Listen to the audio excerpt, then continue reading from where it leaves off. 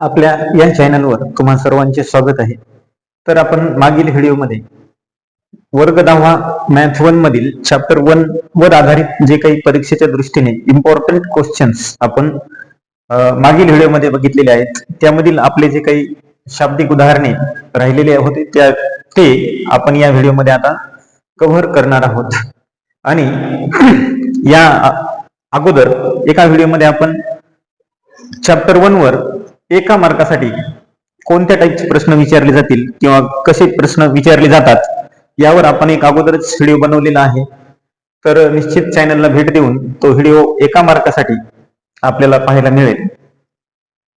तर आज आपण परीक्षेच्या दृष्टीने महत्वाचा जो काही प्रश्न घेतलेला आहे, शाब्दिक उदाहरण आहे, तर ते आहे की टू नंबर्स डिफर बाय 3. तर आपल्याकडे दोन संख्येमधील जे काही डिफरन्स आहे, फरक आहे, ते दिलेला आहे 3. आणि the sum of twice the smaller number.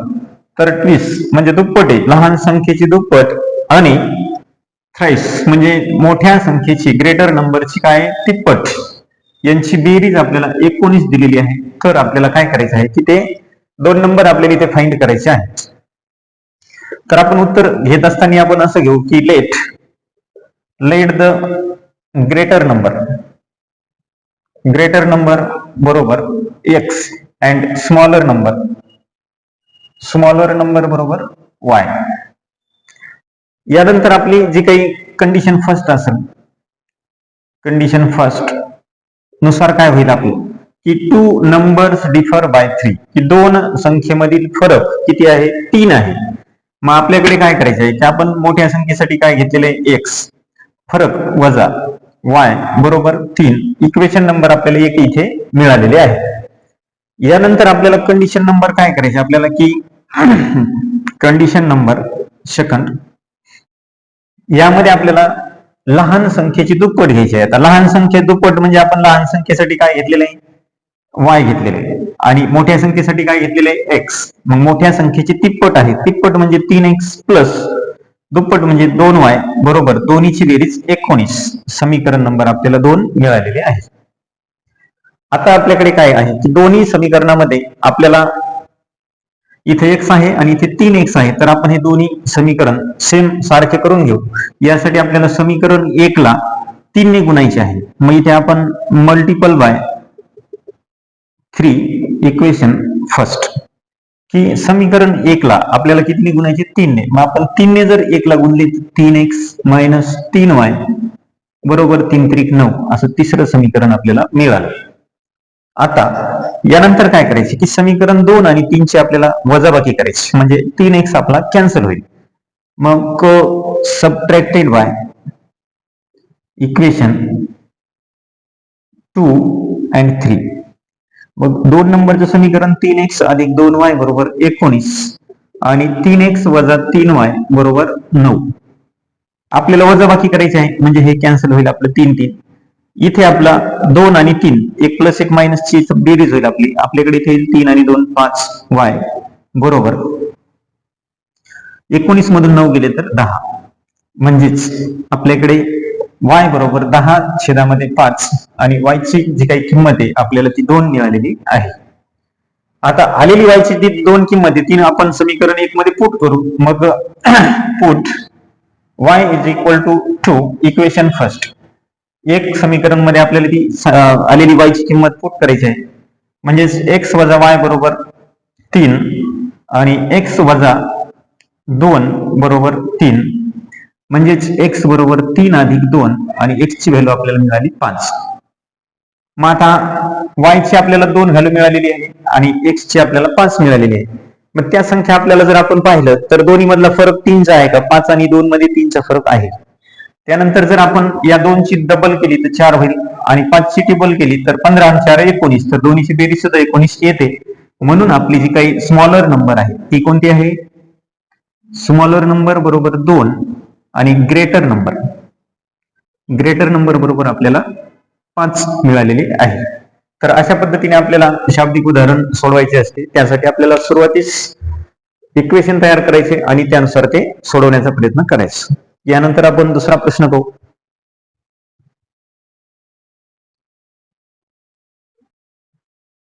तर यामध्ये आपण प्रश्न क्रमांक 2 परीक्षेच्या दृष्टीने महत्वाचा घेतलेला आहे की the sum of fathers is twice the age of his son is 70 if we double the age of the fathers and add it to the age of his son, the sum is 95. Find the their present ages. तर आपल्याला त्यांची इथे present age काढायचे आहेत, म्हणजे आपल्याला तिथे त्यांचं जे काही आजचे वय इथे शोधायचे आहे. तर आपल्याला इथे दिलेले की सम म्हणजे इथे दोघांच्या वयाची बेरीज 70 दिलेली आहे आणि इथे परत त्यांच्या वयाची बेरीज दोघांचे किती दिलेली आहे 95 दिलेली आहे.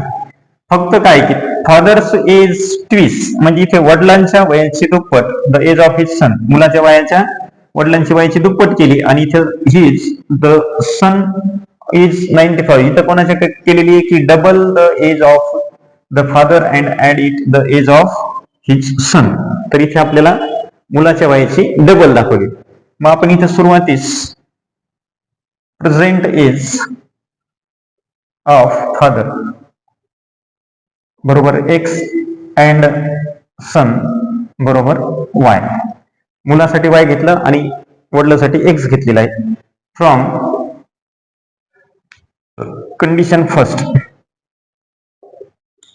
काय होईल आपल्याकडे की वडिलाची वय एक्स अधिक मुलाच्या वयाची डबल म्हणजे 2y बरोबर 70 इक्वेशन नंबर 1 झाला. त्यानंतर कंडिशन नंबर आपली 2 पाहू की 2 मध्ये काय दिलेलं आहे की आता इथे आपल्याला वडिलांच्या वयाची डबल करायची आहे म्हणजे 2x अधिक y बरोबर 95 म्हणजे हे झाले आपले समीकरण नंबर 2. आता इथे जर आपण पाहिलं तर आपण एक कुठलाही एक घटक सारखा करू शकतो म्हणून समीकरण 1 ला मल्टिपल बाय 2 इक्वेशन फर्स्ट की इक्वेशन 1 ला आपल्याला 2 ने गुणायचे. मग इथे 2x अधिक 2 दुणे 4y आणि 70 दुणे 140 तर समीकरण आपले 3 इथे असे मिळालेले आहे. मग यानंतर आपण आता समीकरण 2 आणि 3 ची आपल्याला वजाबाकी करायची आहे. मग इथे आपण सबट्रॅक्टेड बाय इक्वेशन 3 अँड 2.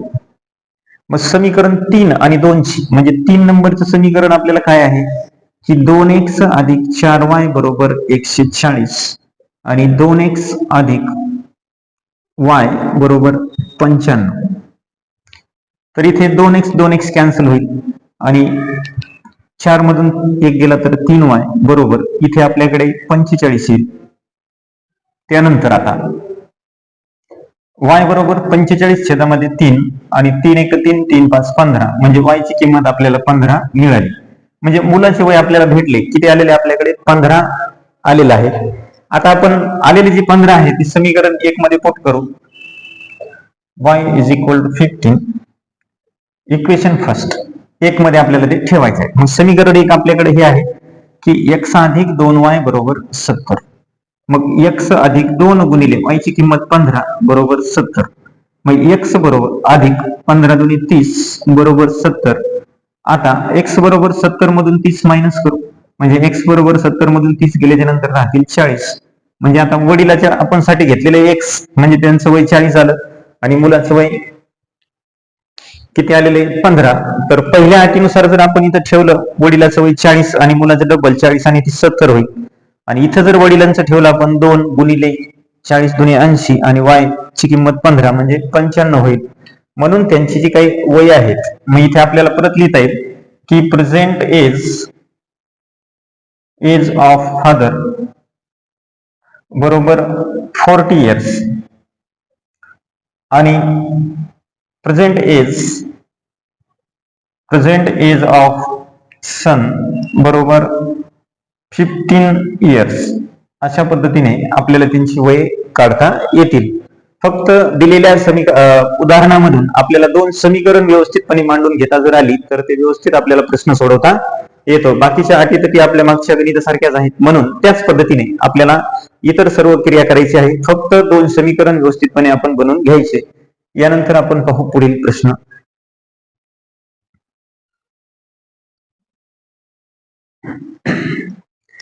यानंतर आपण तिसरा प्रश्न खूप महत्वाचा परीक्षेच्या दृष्टीने 3-4 मार्कासाठी विचारला जाऊ शकतो असा हा प्रश्न आपण इथे घेतलेला आहे. तर या प्रश्नामध्ये आउट ऑफ 90 किमी Vishal travelled some distance by bus and aeroplanes. तर विशालने 1900 किमी हा प्रवास, काही प्रवास बसने आणि काही प्रवास विमानाने पूर्ण केलेला आहे. बस ट्रॅव्हल्स विथ ऍव्हरेज स्पीड, बसचा जे काही सरासरी वेग आपल्याला 60 किमी दिलेला आहे आणि एरोप्लेनचा विमानाचा वेग सरासरी आपल्याला 700 किलोमीटर दिलेला आहे. इट टेक्स 5 हॉर्स आणि आपल्याला इथे जे काही ती जर्नी, जे काही आपला प्रवास आहे ते पूर्ण होण्यासाठी, तो प्रवास पूर्ण होण्यासाठी आपल्याला इथे 5 तास लागतात. तर आपल्याला find the distance Vishal travelled by bus, आपल्याला बसचाच प्रवास इथे शोधायचा आहे. मग इथे आपण काय करू की विशाल ट्रॅव्हल बाय बस बरोबर x अँड एरोप्लेन आपल्याला विमानाचा वेग एरोप्लेन बरोबर y असं घेतलेलं आहे. तर पहिली जी काही आपली कंडिशन असेल तर खूप सोपी आहे पहिली कंडिशन. पण कंडिशन फर्स्ट मध्ये काय दिली आपल्याला की आउट ऑफ म्हणजे 1900 किलोमीटर दोन्ही मिळून प्रवास केलेला आहे. म्हणजे हा प्रवास आपला बसचा अधिक हा प्रवास व्हायचा आणि हे दोन्ही मिळून 1900 किलोमीटर हा झाला आपला पहिलं समीकरण. त्यानंतर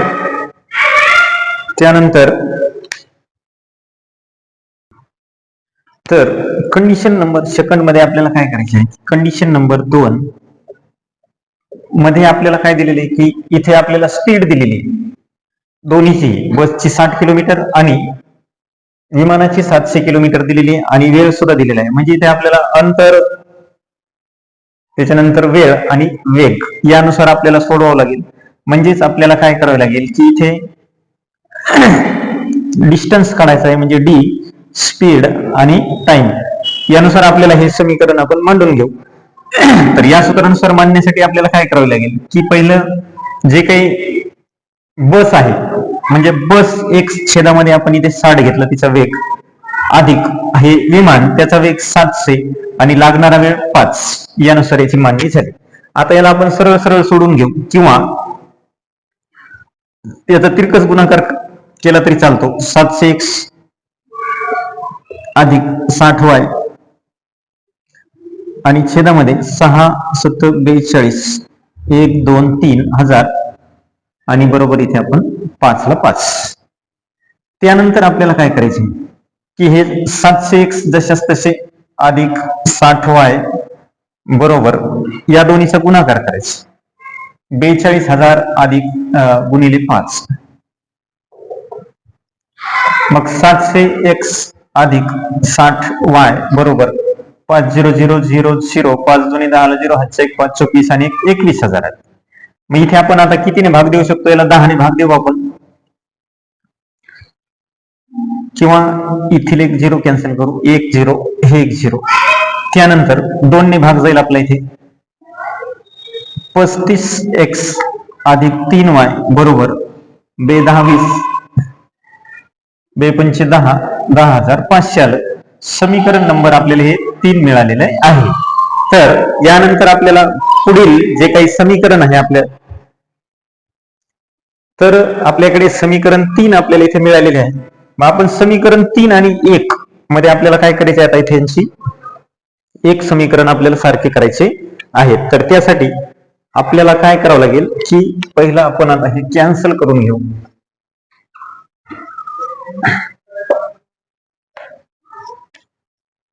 आता आपल्याला इथे पहा की समीकरण जे 1 आहे त्याला आपल्याला काय करावे लागेल की इथे 3 ने गुणून घेऊ त्याला. समीकरण 1 ला 3 ने गुण म्हणजे मल्टिपल बाय 3 इक्वेशन 1. मग आता 1 इक्वेशन काय होतं आपल्याकडे, x अधिक y बरोबर 1900 होतं. याला 3 ने गुणायचे म्हणजे 3x अधिक 3y बरोबर 19 त्रिक 57, 5700. तर आपल्याकडे हे समीकरण आपलं 2 आलेलं होतं, आता हे आपले 3 झाले. आता समीकरण 2 आणि 3 ची आपल्याला वजाबाकी करायची आहे. मग सबट्रॅक्टेड बाय इक्वेशन 2 and 3 म्हणजेच 35x अधिक 3y बरोबर 10,500 आणि इथे 3x अधिक 3y बरोबर 5,700. वजाबाकी करायला आपण म्हणजे 3y कॅन्सल, इथे येईल आपल्याकडे 32x बरोबर इथे येईल आपली वजाबाकी 0 0 5 15 म्हणजे इथे 8 म्हणजे 9 आणि 5 गेले 4 48. परत x बरोबर 4,800 छेदामध्ये 32. 16 ने भाग देऊ, 16 दुने 32, 16 त्रिक 48, 2 शून्य. परत 2 1 2, 2 1 2, 5 10 शून्य. म्हणजे x ची किंमत आपल्याला 150 मिळालेली आहे. तर आपल्याला बसचाच प्रवास विचारलेला आहे, म्हणून विशाल ट्रॅव्हल्ड बाय बस, आपण बससाठी x घेतलेला आहे म्हणजे 150 किमी. तर विशालचा बसचा प्रवास 150 किलोमीटर असेल.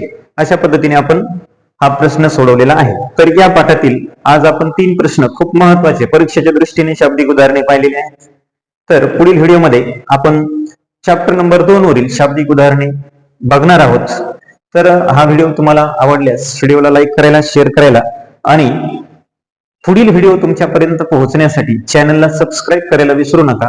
आणि याच पाठावरील या चॅप्टरवरील आपण फक्त 1 मार्कासाठी कशा टाईपचे प्रश्न येऊ शकतात आणि कोणते परीक्षेच्या दृष्टीने महत्वाचे आहेत त्यावर एक व्हिडिओ बनवलेला आहे, तोही तुम्ही चॅनलला भेट देऊन पाहू शकता. तर आज इथेच थांबू. धन्यवाद.